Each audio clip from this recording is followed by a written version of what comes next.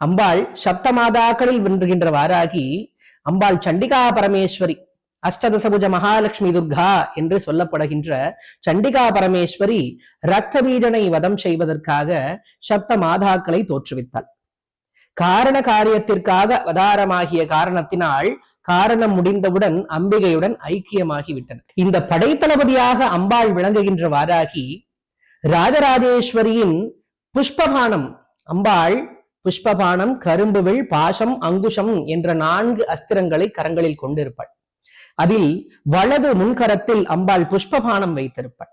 அந்த பஞ்சபானம் 5 வகையான புஷ்பங்களால் ஆன பானம் என்பதால் அதற்கு பஞ்சபானம் என்று பெயர்.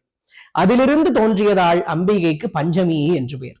இந்த அம்பாள் சகலத்தையும் அருள வல்லவளாக, பஞ்சதன்மாத்திரைகள் என்று சொல்லப்படக்கூடிய 5 வகை இந்திரியங்களும் ஆளும் தெய்வமாக, பஞ்சபூதங்களை ஆளும் தெய்வமாக அன்னை வீற்றிருந்து அருள் புரிகிறாள்.